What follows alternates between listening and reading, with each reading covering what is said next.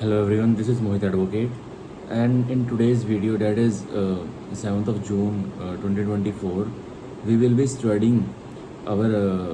the Protection of Women from Domestic Violence Act 2005, and this is the part 2 of the lecture. From section 1 to 10, we have already studied in our previous lecture, that is part 1 of the Protection of Women from Domestic Violence Act 2005. Now we will carry forward from section 11 to the end of this act,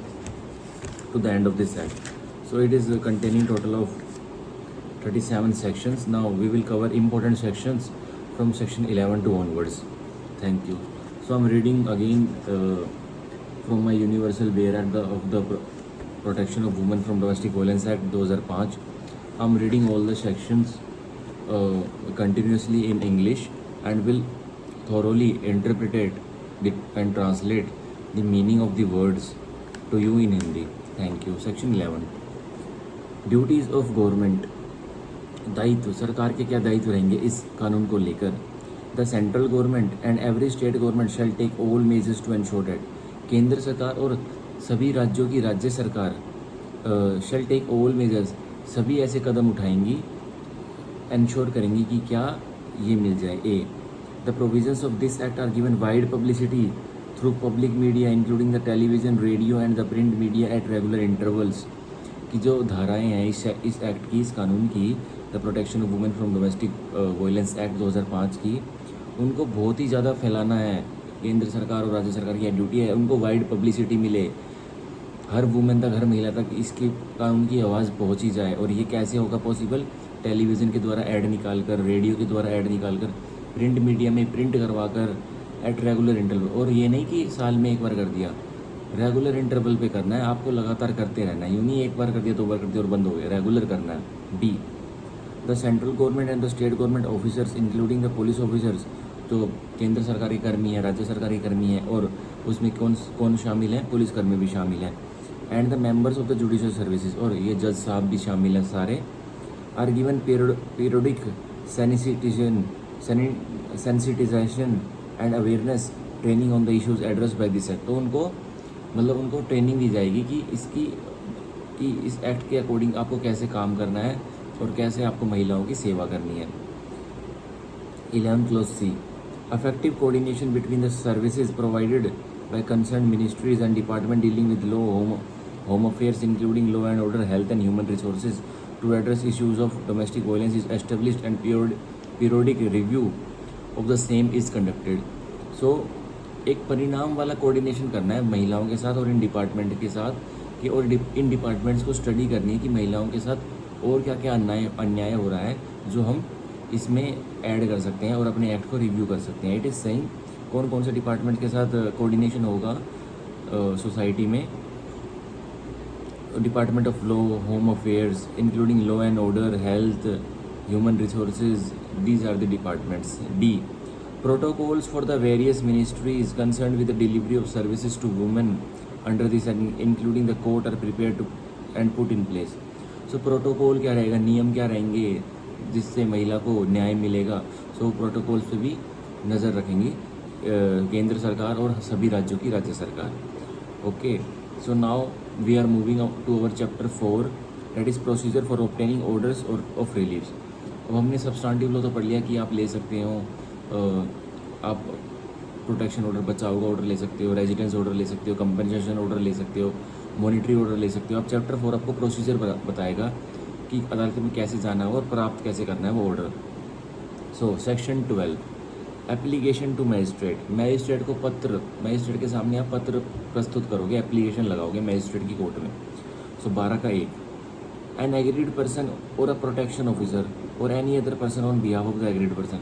या तो वो महिला खुद जिसके साथ घरेलू हिंसा हुई है,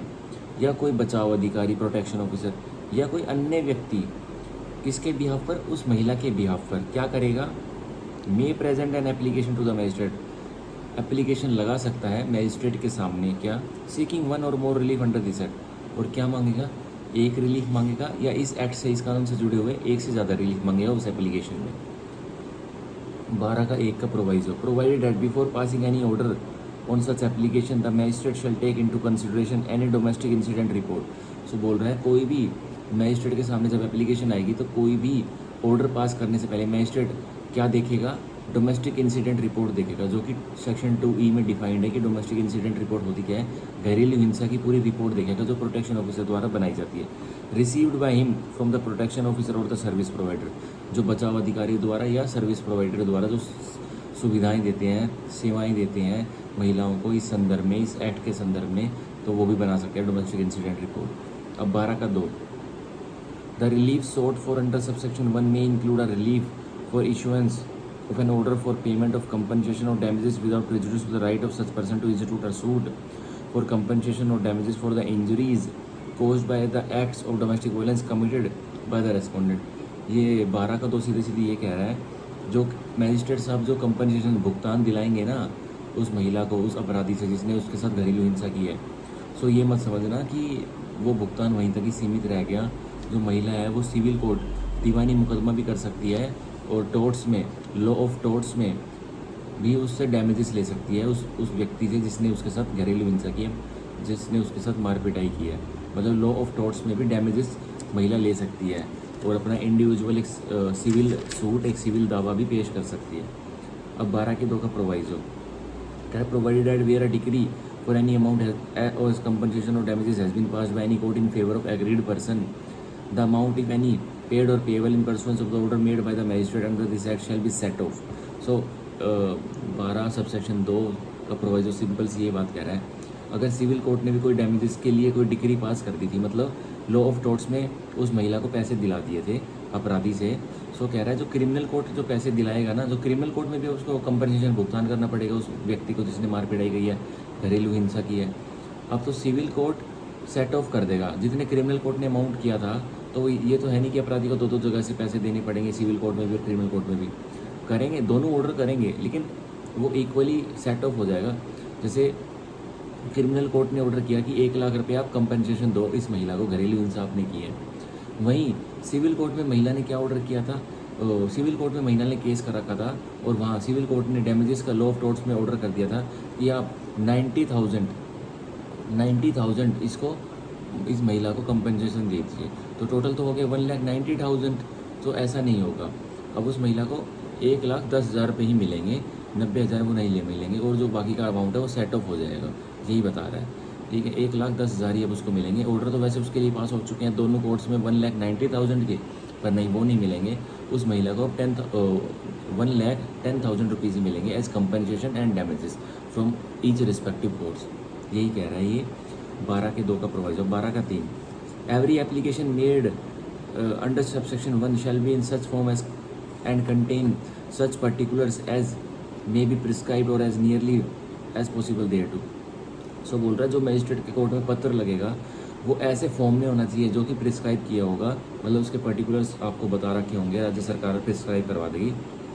जो पीछे फॉर्म्स दे रखे हैं इस कानून के पीछे, इस एक्ट के पीछे, उनमें फॉर्म्स में मजिस्ट्रेट को एप्लीकेशन कैसे लगेगी उसका प्रिस्क्राइब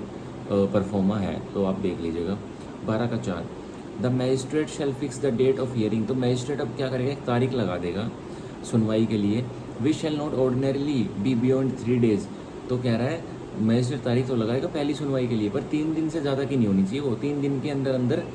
रेस्पोंडेंट उस व्यक्ति को कोर्ट में बुला लेगा जिसने अपराध किया है, महिला के साथ घरेलू हिंसा की है। From the date of receipt of the application by the court. और कब से 3 दिन की लगाएगा, जब से कोर्ट में, अदालत में वह एप्लीकेशन पत्र दाखिल हुआ है तब से 3 दिन की लगा देगा और अपराधी को बुला लेगा, उस व्यक्ति को, उसके महिला के हस्बैंड को या फिर उसी व्यक्ति को जिसने महिला के साथ घरेलू हिंसा की है। अब 12 का 5, the magistrate shall endeavour to dispose of every application made under subsection 1 within a period of 60 days from the date of first hearing. कह रहा है कि मजिस्ट्रेट को पूर्णतया संभव ये करना है, एंडेवर करना है, अपनी तरफ से पूरी कोशिश करनी है कि जो उसके समक्ष एप्लीकेशन पत्र लगेगा सेक्शन 12 का, 60 डेज़ के अंदर उसको डिसाइड करके उसका निपटारा कर दिया जाए। 60 डेज से ज़्यादा नहीं लगाएगा मजिस्ट्रेट, क्योंकि एक महिला पहले ही दुखी है और उसको कोर्ट में आप बार बार बुलाओगे तो ये तो उसके लिए और इनजस्टिस हो जाएगा। तो इसलिए 60 डेज़ का टाइम हमारे लेजिस्लेचर ने सेट कर दिया, जो कि बहुत फेयर एंड इनफ है फॉर वुमेंस के लिए, मतलब क्विकली राइट को अवेल करने के लिए इस एक्ट के तहत। अब सेक्शन 13 सर्विस ऑफ नोटिस, अब बोल रहे हैं सर्विस ऑफ नोटिस कैसे होगी सेक्शन 13 में। So subsection 1 a notice of the date of hearing fixed under section 12 shall be given by the magistrate to the protection officer. तो बोल रहा है नोटिस जो मजिस्ट्रेट तारीख की नोटिस लगाएगा, पहले की जो तारीख के लिए जो डेट लगाएगा, नोटिस देगा किसको, प्रोटेक्शन ऑफिसर को नोटिस दे देगा, बचाव अधिकारी को। Who shall get it served by such means as may be prescribe on the respondent. तो बचाव अधिकारी ही जो रेस्पोंडेंट है, तो वो व्यक्ति है जिसने महिला के साथ हिंसा की है, उसको वो नोटिस पकड़ा के आएगा। And on any other person as directed by the magistrate, किसी और व्यक्ति को भी पकड़ा के आएगा वो बचाव अधिकारी नोटिस, जैसा कि जज साहब ने बोला है। With in a maximum period of 2 days, और नोटिस कटने के बाद 2 दिनों के अंदर सर्विस मतलब पहुंचा के आना ही पड़ेगा बचाव अधिकारी को, ये लिखा हुआ है। और such further reasonable time as may be allowed by magistrate. और फिर आगे बोल रहा है कि या जितना भी जो अच्छा सा जो रीजनेबल सा टाइम हो कि भाई इतने दिनों में नोटिस पहुंच जाता, तो वैसे में पहुंचाया, कोई प्रॉब्लम नहीं है। अब 13 का 2 a declaration of service of notice made by protection officer in such form as may be prescribed shall be the proof that such notice was served upon the respondent and on any other person as directed by the magistrate unless the contrary is proved। कह रहा है अन्यथा कोई विपरीत हालात दिखाए जाते हैं कि नोटिस सर्व नहीं हो गया, तो एक डिक्लेरेशन अगर बचाव अधिकारी एक घोषणा कर देगा कोर्ट में आकर कि जज साहब मैं नोटिस उस व्यक्ति को दे आया हूँ जिसने इस महिला के साथ घरेलू हिंसा की है, सो ये सबूत होगा, ये डिक्लेरेशन ही सबूत होगा, जज साहब मान लेंगे कि हाँ नोटिस की सर्विस हो गई है। यही बस 13 का 2 बोलता है। अब सेक्शन 14 काउंसलिंग, अब उनको जो कपल्स हैं जिनके बीच में लड़ाई हुई है, या फिर वो कोई महिला है या कोई पुरुष है जिनके बीच में मारा पिटाई हुई है, पुरुष ने की है महिला के साथ, तो उनकी काउंसलिंग होगी। अब सेक्शन 14 सब सेक्शन 1 काउंसलिंग, ये बहुत इंपॉर्टेंट सेक्शन है। द मजिस्ट्रेट में at any stage of the proceeding, magistrate किसी भी समय के दौरान प्रक्रिया के अंडर दिस एक्ट, इस कानून के तहत डायरेक्ट द रेस्पोंडेंट और द एग्रीड पर्सन, तो क्या करेगा, निर्देश दे देगा रेस्पोंडेंट को, उस व्यक्ति को, उस पुरुष को और उस महिला को, एग्रीड पर्सन को, दुखियारी महिला को जिसके साथ घरेलू हिंसा हुई है, इधर सिंगली और जॉइंटली टू अंडरगो काउंसलिंग, या तो आप अकेले काउंसलिंग लो या आप दोनों साथ बैठकर counselling low with any member of the service provider. कौन देगा आपको काउंसलिंग, कौन आपके माइंड को सही करेगा मतलब, और आपको बोलेगा, बताएगा कि लड़ना नहीं चाहिए, ये जीवन बहुत अच्छा जीवन है, इसको लड़ाई नहीं करनी चाहिए कपल्स को, तो कौन आपको काउंसलिंग देगा, सर्विस प्रोवाइडर, वो व्यक्ति जो सेवाएं देता है इस फील्ड में। Who possesses such qualification and experience in counselling as may prescribe, और वो सदस्य, उस सदस्य के पास जो उन कपल्स को काउंसलिंग देगा उसके पास एक्सपीरियंस होगा और इस फील्ड में, काउंसलिंग देने की फील्ड में कोई नॉलेज होगी, तो वही देगा। अब 14 का 2 where the magistrate has issued any direction, जहाँ मजिस्ट्रेट ने कोई निर्देश इशू कर दिए, ऊपर वाले जो निर्देश देती है काउंसलिंग के, he shall fix the next date of hearing of the case within a period not exceeding 2 months। अब जो अगली तारीख, काउंसलिंग की तारीख के बाद जो अगली तारीख लगाएगा मजिस्ट्रेट, 2 महीने तक की लगा देगा, 2 महीने से पहले कभी भी बुला लेगा सुनवाई के लिए अदालत में। ये कह रहा है बस आपका 14 का सबसेक्शन 2। अब section 15 assistance of welfare expert, अब वेलफेयर एक्सपर्ट असिस्टेंस करेगा मजिस्ट्रेट को, 15 ये कह रहा है। वेलफेयर एक्सपर्ट मतलब जो बोल सकते हैं कि जो भलाई करता घूमता है, जो मतलब भलाई, जिसका कपल्स की भलाई करना ही उसका उद्देश्य है जीवन का, हम उसको वेलफेयर एक्सपर्ट्स कह सकते हैं। ये सेक्शन 15 बता रहा है। In any proceeding under this act, कोई भी प्रक्रिया इस कानून के तहत, द मजिस्ट्रेट में secure the services of such person, तो जज साहब क्या करेंगे, मदद ले लेंगे, किसकी, सेवाओं की मदद ले लेंगे, किसकी, एक व्यक्ति की, of such person preferably a women, और वो वुमेन हो तो बहुत अच्छा है, whether related to the aggrieved person or not, और वो वुमेन जिसकी वो असिस्टेंस लेंगे वेलफेयर एक्सपर्ट की, वो महिला जो जिस वुमेन की, जिसको एक्सपर्ट बनाएंगे वेलफेयर एक्सपर्ट जो होगी, वो महिला या तो एग्रीड पर्सन उस महिला के साथ जुड़ी होगी, मतलब उसकी नॉन होगी, जो कि जिसके साथ घरेलू हिंसा हुई है, या नहीं होगी, कोई फ़र्क नहीं पड़ता। Including a person engage in promoting family welfare, और वो महिला जिसका वेलफेयर एक्सपर्ट जो महिला होगी, वो किस कार्य में एंगेज होगी, लगी हुई होगी पहले से ही, फैमिली वेलफेयर, परिवारों के भले के लिए वो काम करती होगी, एज ही थिंग्स फिट, जैसे अभी मजिस्ट्रेट को उचित लगे,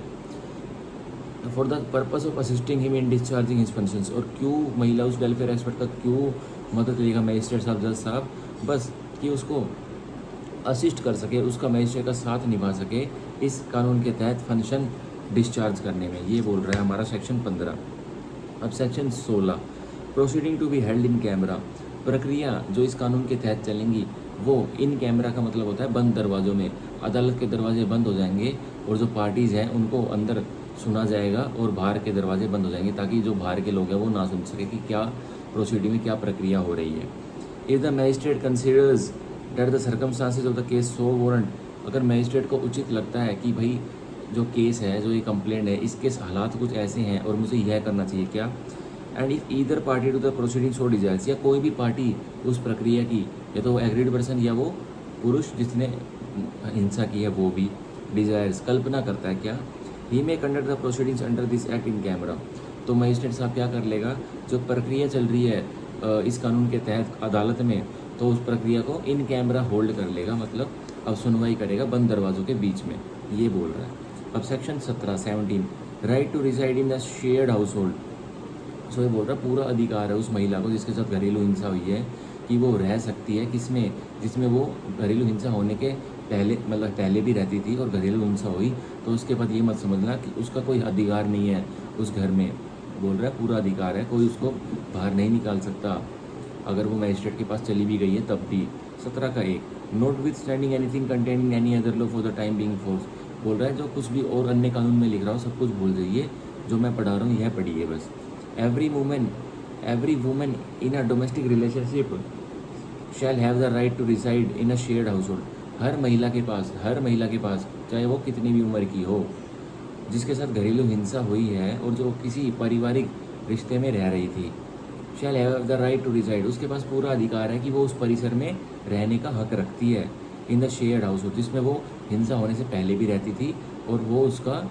शेयर्ड हाउस होल्ड था, उसमें रहने का अधिकार रखती है। वेदर और not she has any right, भूल जाइए उसके पास है या नहीं है क्या, एनी राइट, कोई अधिकार, कोई टाइटल, उस प्रॉपर्टी में, उस संपत्ति में रहने का कोई टाइटल, मतलब ओनरशिप वगैरह या टेनेंसी वगैरह, और बेनिफिशियल इंटरेस्ट या कोई ऐसा इंटरेस्ट, कोई लाभदायक इंटरेस्ट उस संपत्ति में रहने के लिए। तो ये कह रहा है हमारा 17 अब 17 the aggrieved person shall not be evicted और excluded from the shared household, तो बोल रहा है वो महिला जिसके साथ घरेलू हिंसा हुई है उसको उस शेयर्ड हाउस होल्ड, उस निवास स्थान जो वो शेयर कर रही थी उस अपराधी के साथ जिसने उसके साथ घरेलू हिंसा की है, उसको उस निवास स्थान से एग्रीड महिला को, वुमेन को नहीं निकाला जाएगा और बाहर नहीं किया जाएगा, किससे, उस शेयर्ड हाउस होल्ड से, उस परिसर से जिसमें वो रहते थे, और any part of it by the respondent, या उस शेयर्ड हाउस होल्ड के किसी भी भाग में वो रहती थी, तो ना ही तो वहाँ से निकाला जाएगा, किस द्वारा, उस पुरुष द्वारा, save in accordance with the procedure established by law, एक एक्सेप्शन दे दिया, निकाल सकते हैं उस महिला को अगर कि जो पुरुष है या फिर जो और अन्य व्यक्ति है जो उसको निकलवाना चाहता है उस महिला को परिसर से बाहर, तो वो कौन सा मेथड अपनाएगा, प्रोसीजर एस्टेब्लिश्ड बाय लॉ, जो कानून द्वारा कोई और प्रक्रिया एस्टेब्लिश्ड है उसको फॉलो करते हुए वो निकलवा सकता है, लेकिन जनरल रूल तो है नहीं निकलवा सकता, जनरल नियम है कि नहीं निकलवा सकता, लेकिन exception they the, procedure established by law, जो कानून द्वारा स्थापित प्रोसीजर हैं, प्रक्रियाएं हैं, उनके द्वारा निकलवा सकता है, ये एक्सेप्शन दे दी, ये सेक्शन 17 बोलता है। अब section 18 protection orders, protection orders क्या होता है, द मैजिस्ट्रेट में after giving the aggrieved person and the respondent an opportunity of being heard, तो बोल रहा है मैजिस्ट्रेट पहले तो मौका देगा किसको, रेस्पोंडेंट को, जिस पुरुष ने घरेलू हिंसा की है, और उस महिला को भी सुनेगा जिसके साथ घरेलू हिंसा हुई है, and on being prima facie satisfied, और मैजिस्ट्रेट को संतुष्टि मिल जाती है क्या, that domestic violence has taken place, की घरेलू हिंसा हुई है, or is likely to take place, या घरेलू हिंसा होने वाली है, ये इसमें भी संतुष्ट हो जाता है। पास आ प्रोटेक्शन ऑर्डर, तो मैजिस्ट्रेट साहब क्या पास कर देंगे, एक बचाव का order, protection order in favour of the aggrieved person, और किसके हक में पास करेंगे, उस महिला के हक में जिसके साथ घरेलू हिंसा हुई है या होने वाली है, and prohibit the respondent from, और रोक लगा देंगे उस पुरुष पर क्या करने से, ये सब करने से, ए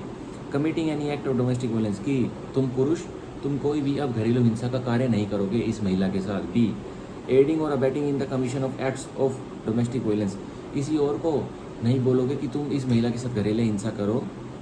ना ही तो किसी और व्यक्ति को आप अबेट करोगे, भड़काओगे, इंस्टिगेट करोगे कि इस महिला के साथ घरेलू हिंसा करो, अगर आप स्वयं से नहीं कर रहे हो आप किसी और से भी नहीं करवाओगे, ये बी बोल रहा है। C entering the place of employment of the aggrieved person, जहाँ पे जो महिला जिसके साथ घरेलू हिंसा हुई है, होने वाली है, अगर वो कहीं कार्य कर रही है, वो किसी ऑफिस में कार्य कर रही है, तो उसकी ऑफिस में भी आप नहीं जाओगे, और if the person agreed with the child, और जो जो जो जिसके साथ घरेलू हिंसा हुई है या होने वाली है, अगर वो बच्ची है तो इट्स स्कूल और any other place frequented by the aggrieved person, तो उसके स्कूल में भी आप नहीं जाएंगे, और जिस जगह पर वो चाइल्ड और वो महिला फ्रीक्वेंटेड बार बार रोज़ाना या हफ्ते में 2-3 बार जाती है, तो आप उस जगह पर भी नहीं जाओगे। ये सी बोल रहा है। D, attempting to communicate in any form, respondent उस पुरुष को कोर्ट बता देगा प्रोटेक्शन ऑर्डर में कि तुम बात करने का भी प्रयास नहीं करोगे उस महिला से जिसके साथ घरेलू हिंसा आपने की है या करने वाले हो, वट्सोएवर, किसी भी तरह से, with the aggrieved person including, और इसमें क्या इंक्लूड है, कैसे बात नहीं करोगे, ओरल और रिटर्न, मौखिक कुछ मुंह से बोलकर भी नहीं करोगे और कुछ लिख कर भी आप नहीं भेजोगे, और इलेक्ट्रॉनिक और टेलीफोनिक कॉन्टैक्ट, ना तो इलेक्ट्रॉनिक कोई ईमेल वगैरह करोगे, ना तो उसको उन महिला को कोई फ़ोन वगैरह करोगे। सो बिल्कुल प्रोहिबिशन लगाई हुई है उस पुरुष के ऊपर। अब E, alienating any assets operating bank lockers और बैंक अकाउंट यूज और हेल्ड और enjoyed by both the parties, कोई ऐसा एसेट्स, कोई ऐसी संपत्ति महिला से दूर नहीं करोगे या अपने से दूर नहीं करोगे जो कि आपने और महिला ने, जो उस पुरुष ने और महिला ने जिससे घरेलू हिंसा हुई है उसने वो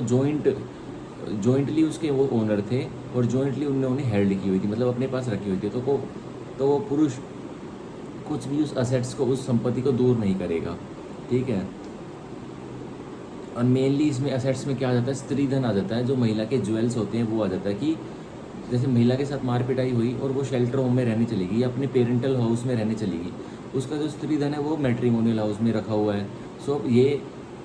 18 का ई उसी पे प्रोहिबिशन लगा रहा है उस पुरुष पर कि जो स्त्री धन उस महिला का है, असेट्स है, जो आपके पास रह गया मैट्रिमोनियल हाउस में या आपके बैंक लॉकर में रखा है या कहीं भी रखा है, या कुछ पैसे रखे हैं आपके बैंक लॉकर में जो आपका और उस महिला का जॉइंट था, तो आप एलिनेट नहीं करोगे, अपने से दूर नहीं करोगे उन ज्वेल्स को, उसके स्त्री धन को। कह रहा है फुल प्रोहिबिशन है, नहीं करोगे, ये कह रहा है। Okay, by then without the leave of the court, अगर कह रहा है वो पुरुष अगर मैजिस्ट्रेट की इजाज़त परमिशन ले लेगा तो ही कर सकता है, तो मैजिस्ट्रेट इजाज़त क्यों देगा वो परमिशन, क्यों स्त्री धन को दूर करने देगा? स्त्री धन तो बहुत इंपॉर्टेंट होता है एक महिला के लिए। Section 18F, causing violence to the dependents, other relatives or any person who give the agreed person assistance from domestic violence, वो पुरुष अब वॉयलेंस, हिंसा नहीं करेगा किसके साथ, डिपेंडेंट्स के साथ, जो कि महिला के ऊपर निर्भर थे, वो बच्चे या उसके कोई भी फ्रेंड्स वगैरह या फिर कोई भी उनके रिलेटिव रिश्तेदार जो महिला के ऊपर निर्भर थे, आप उनके साथ भी हिंसा नहीं करोगे। अदर रिलेटिव और एनी पर्सन, या कोई और महिला का रिश्तेदार है उसके साथ भी आप हिंसा नहीं करोगे, उस पुरुष को रोक लगाई हुई है। वो give the aggrieved person assistance from domestic violence, और या फिर वो व्यक्ति, उसके साथ भी आप हिंसा नहीं करोगे जिसने महिला को पूर्णतः सहयोग दिया था कि आपके साथ घरेलू हिंसा हो रही है और मैं आपको असिस्टेंस दे रहा हूँ, चलो मजिस्ट्रेट की कोर्ट में इनकी कंप्लेंट करते हैं, तो उसके साथ भी आप हिंसा नहीं करोगे। अब 18 का G, committing any other act as specified in the protection order, अब ये रेजिडरी एंट्री दे दी कि अब प्रोटेक्शन ऑर्डर में, बचाव ऑर्डर में मजिस्ट्रेट कुछ भी लिख देना तो आपको वो भी फॉलो करना पड़ेगा, वो भी आपको नहीं करना पड़ेगा पुरुष, तो आप मान जाइए ये वो लिख देगा प्रोटेक्शन ऑर्डर में मैजिस्ट्रेट। तो ये हमारे थे सेक्शन 18 प्रोटेक्शन ऑर्डर। सो हम अब 19, 20, 21 एंड 22 तक ही करेंगे आज। 19, 20, 21, 22 सेक्शन ही करेंगे। ये सारे हमारे जो में इंपॉर्टेंट ऑर्डर्स है कि मजिस्ट्रेट साहब कौन सा ऑर्डर पास करेंगे उसके प्रोविजंस है। अब 19 रेजिडेंस ऑर्डर, परिसर का ऑर्डर, निवास स्थान के लिए ऑर्डर पास कर देंगे मजिस्ट्रेट। 19 का 1, while disposing of an application under subsection 1 of section 12, वो 12 के 1 में जो एप्लीकेशन लगी थी मजिस्ट्रेट साहब को, उसको डिसाइड करते हुए मजिस्ट्रेट साहब क्या करेंगे, the magistrate may on being satisfied that domestic violence has taken place, magistrate साहब संतुष्ट हो जाते हैं कि हाँ भाई घरेलू हिंसा तो हुई है, पास आ रेजिडेंस ऑर्डर, एक ऑर्डर पास कर देंगे जिसको हम बोलेंगे निवास का order, residence order. A, restraining the respondent from dispossessing और in any other manner distributing the possession of the aggrieved person from the shared household, restrain कर देंगे, रोक लगा देगा उस पुरुष पर, मैजिस्ट्रेट उस रेजिडेंस ऑर्डर पर, कि तुम डिस्पोजेस नहीं करोगे उस महिला को जिसके साथ तुमने घरेलू हिंसा की है, किसी भी तरीके से ऐसा कुछ भी नहीं करोगे जो महिला जिसके साथ घरेलू हिंसा हुई है, जिसके फेवर में रेजिडेंस ऑर्डर पास हुआ है, जो उसकी राइट्स थी उस शेयर्ड हाउस होल्ड में जिसमें आप साथ में रह रहे थे, निवास कर रहे थे पहले। वेदर और not the respondent has legal और equitable interest in the shared household, कोई फ़र्क नहीं पड़ता कि उस निवास स्थान पर महिला का कोई इंटरेस्ट था, हित था या इक्विटी थी या नहीं थी। B, directing the respondent to remove himself from the shared household, उस पुरुष को ही कोर्ट बता देगा, अदालत ऑर्डर कर देगा मजिस्ट्रेट साहब कि रेस्पोंडेंट साहब पुरुष तुम हस्बैंड साहब इसके महिला के, तुम ही अपने आप को उस घर से निकाल लो जिसमें तुम रहते थे, शेयर्ड हाउस होल्ड से, ठीक है। C, restraining the respondent or any of his relatives from entering any portion of shared household in which the aggrieved person resides, जिसमें वो महिला जिसके साथ घरेलू हिंसा हुई थी और उसके साथ कोई जो उसका हस्बैंड था, उसके जो घर वाले थे उस हस्बैंड के, उनको रिस्ट्रेन लगा देगा कि तुम बिल्कुल भी एंट्री नहीं लोगे उस परिसर में जहाँ महिला रह रही है, चाहे वो उनके घर में मैट्रिमोनियल हाउस में ही क्यों नहीं रह रही है, उसके कमरे में जहाँ पर वो रहती है आप एंट्री नहीं लोगे, रिस्ट्रेन कर देगा मजिस्ट्रेट उस रेजिडेंस ऑर्डर में। D, restraining the respondent from alienating और disposing of the shared household and encumbering the same, restrain लगा दी जाएगी महिला के पति पर कि तुम अपने से दूर नहीं करोगे और या तो सेल नहीं करोगे क्या उस शेयर्ड हाउस होल्ड को जिसमें तुम साथ रहते थे झगड़ा होने से पहले, और एनकम्बरिंग द सेम, एनकम्बरिंग द सेम मतलब बेचोगे तो नहीं, लेकिन आप मॉर्गेज पे भी गिरवी भी नहीं रखोगे उस हाउस होल्ड को, ये कह रहा है डी। अब 19 का E, restraining the respondent from renouncing his rights in the shared household, उस महिला के पति को रोक दिया जाएगा कि तुम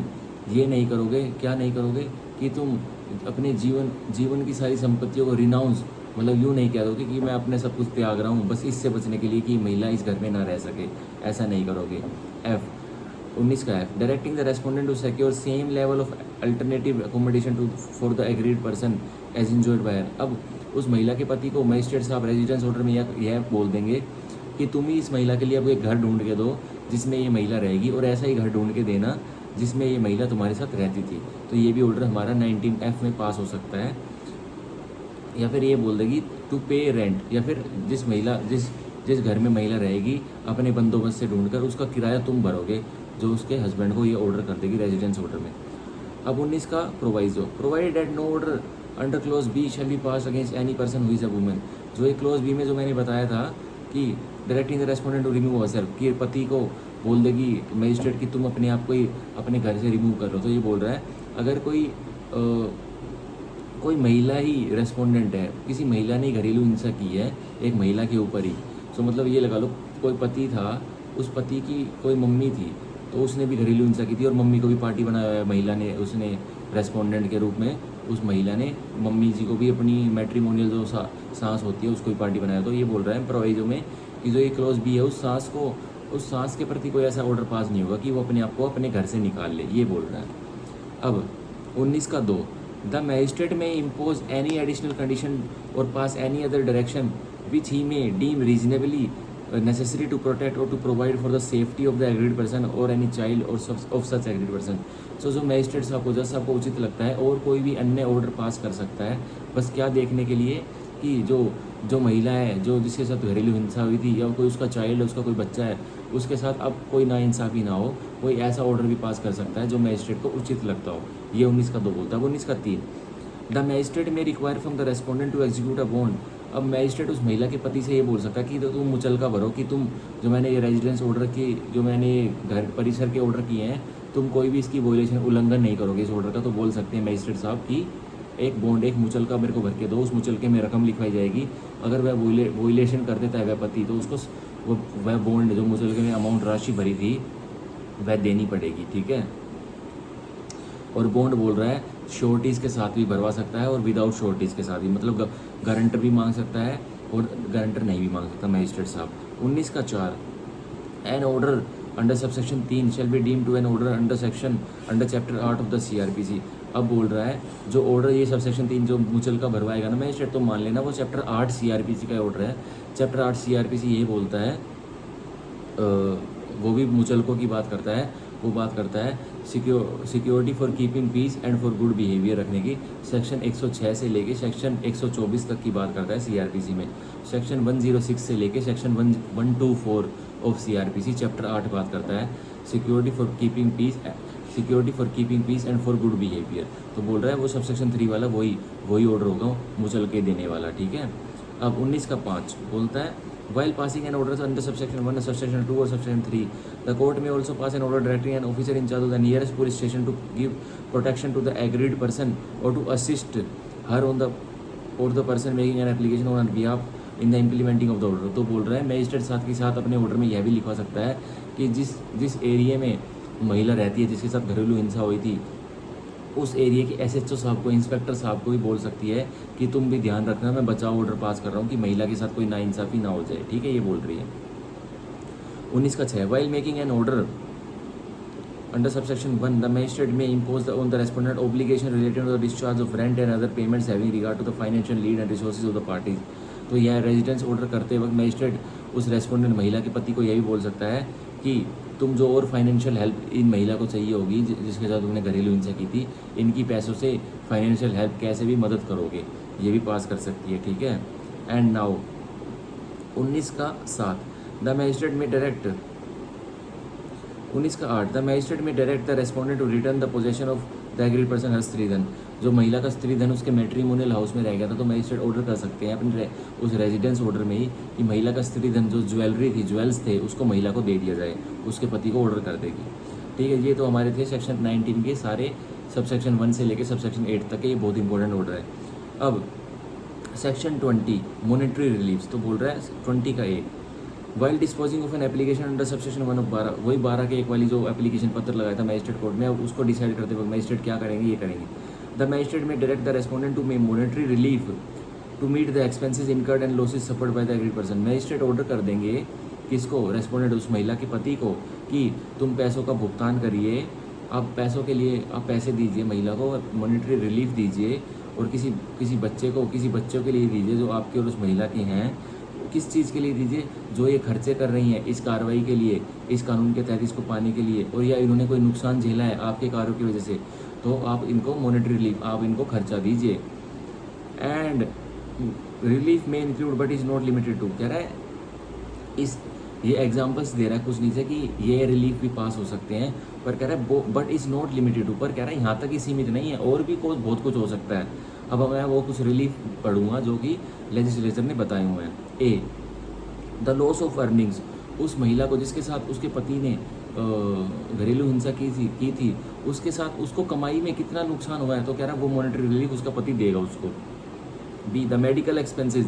उस घरेलू हिंसा से महिला को अस्पताल में कितना खर्चा हुआ था, तो उसका पति उसके वो खर्चे भी देगा मॉनेटरी रिलीफ में, सेक्शन 20 के ऑर्डर में। C the loss caused due to the destruction, damage और removal of any property from the control of aggrieved person. So बोल रहा है उस महिला के साथ जिसके साथ घरेलू हिंसा हुई है उसको कोई नुकसान हुआ है, और वो नुकसान क्यों हुआ है, क्योंकि उसकी कोई संपत्ति डिस्ट्रक्ट तबाह की गई है, डैमेज तोड़ी गई है, और रिमूव या तो उससे दूर की गई है। सो ऐसे में भी उस महिला का पति उसको मॉनेटरी रिलीफ भुगतान करेगा। D the maintenance of for the aggrieved person as well as children, maintenance देगा वो पति उस महिला को जिसके साथ उसने घरेलू हिंसा किया है उसके बच्चों को। इफ़ एनी अगर दे सकता है तो मतलब कि इफ़ एनी मतलब बच्चे हैं तो उसको उनको भी देगा और उस महिला को भी देगा। Including N order under or in addition to an order, तो कह रहा है ये जो 125 CRPC में मेंटेनेंस ऑर्डर वाइफ के प्रति निकलता है, तो ये सेक्शन 20 का जो ऑर्डर होगा मॉनेटरी रिलीफ का, ये इन एडिशन होगा, मतलब उसमें सीमित नहीं रहेगा, इन एडिशन होगा, ये बोल रहा है। ठीक है। अब 20 का 2 the monetary relief granted under this section shall be adequate, fair and reasonable and consistent with the standard of living. So बोल रहा है जो मॉनेटरी रिलीफ मजिस्ट्रेट साहब ऑर्डर करेंगे उस महिला के पति को देने के लिए, तो वो इतना होना चाहिए कि जो महिला पहले से ही जो महिला का जीवन कार्य था वो जी रही थी अपनी ज़िंदगी, वैसा ही होना चाहिए। ये नहीं है कि उसकी लाइफस्टाइल में कोई एडजस्ट होगा, नहीं होगा, जैसे वो जीती आ रही थी वैसे ही उस पति को देना पड़ेगा वो खर्चा। ये बोल रहा है 20 का 2। 20 का 3 the magistrate shall have the power to order an appropriate lump sum payment or monthly allowance. तो मजिस्ट्रेट बोल रहा है या तो मॉनेटरी रिलीफ मजिस्ट्रेट इकट्ठा दिला देगा, मतलब सम टोटल में दिला देगा, महीने दर महीने करके नहीं दिलाएगा, सम टोटल दिला देगा, या कह रहा है और मंथली पेमेंट, या कह रहा है महीने दर महीने भी महिला को दिला देगा उसके पति से। ठीक है। As a nature and circumstances of the case may require, जैसा भी जो एप्लीकेशन लगी है और जो हालात है उस मुकदमे के, उस केस के, महिला और पति के बीच में, उसके हस्बैंड के बीच में, तो जैसा भी रिक्वायर मांगते हैं वैसा कर देगा ऑर्डर। अब 20 का 4 the magistrate shall send a copy of the order for monetary relief made in subsection 1 to the parties to the application and to the SHO of the police station. अब magistrate जैसे ही monetary relief का order निकाला तो parties को एक एक नकल दे देगा, हस्बैंड को और उस महिला को जिसके साथ घरेलू हिंसा हुई है, और SHO जिसके एरिया में घरेलू हिंसा हुई थी उस SHO को भी एक नकल भिजवा देगा अपने ऑर्डर की। ये बोल रहा है 20 का 4। 20 का 5 the respondent shall pay the monetary relief granted to aggrieved person within a specified period. तो जो कह रहा है पति जिसको, जो महिला का पति है वो जो जिसको मॉनेटरी रिलीफ के ऑर्डर हुए हैं तो वो कब तक दे देगा, जो ऑर्डर में जो डेट लिखी हुई है, जो दिनांक लिखी हुई है, उस तक पे कर देगा, नहीं तो क्या होगा 6। Upon the failure on the part of the respondent, अगर नहीं देता है तो वो पैसा जो बोला गया देने के लिए मैजिस्ट्रेट सामने, to make payment in terms of the order under subsection 1, the magistrate may direct the employer or the debtor of the respondent. तो मैजिस्ट्रेट क्या ऑर्डर कर देगा, जिस व्यक्ति ने उस पति को नौकरी पर रखा हुआ है वो, और the debtor of the respondent, या उस पति ने किसी को पैसे उधार दे रखे हैं तो उस डेटर को बोल देगा, क्या बोलेगा, to directly pay to the aggrieved person, कि तुम जो जिसने नौकरी पर रखा हुआ है वो, और जो जिसने पति ने जिससे उधार दे रखे हैं, और वो जिसने उधार लिए हुए हैं पति से पैसे, उसको बोलेगा कि तुम क्या करो, तुम सीधे उस महिला को पैसे दे दो जिसके साथ घरेलू हिंसा हुई है, और to deposit with the court a portion of wages or salaries or debt due, या तुम अदालत में आकर डिपॉजिट कर देना जो भी तुम्हें इसको तंग सैलरी देनी है, और जो भी तुमने इससे जो कर्ज ले रखा है वो तुम्हें इसको रीपे करना है, तो वो अदालत में कर देना, ये बोल रहा है।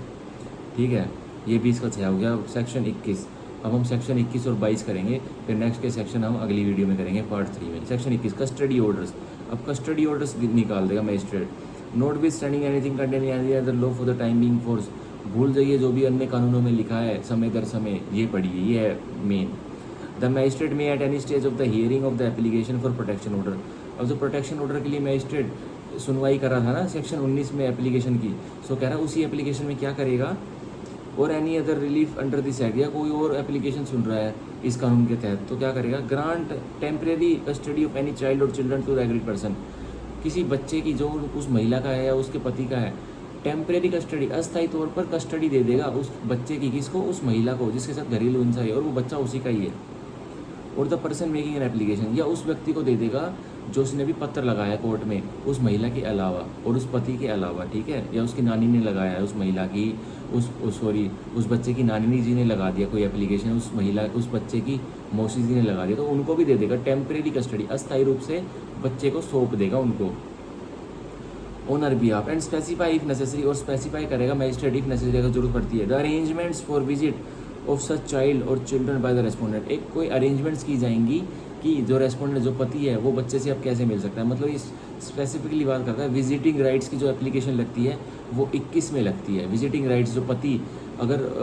महिला के साथ उसके बच्चे रह रहे हैं और पति ने घरेलू हिंसा की हुई है और मैजिस्ट्रेट ने ऑर्डर पास किया हुआ है कि बच्चे की कस्टडी महिला के पास है, तो ये 21 का लेटर पार्ट साफ साफ ये बात करता था कि विजिटिंग राइट्स, बच्चे से मिलने की राइट्स पति कहाँ लगाएगा, 21 में लगाएगा विजिटिंग राइट्स की एप्लीकेशन, ये 21 बोलता है। अब 21 का प्रोवाइजो,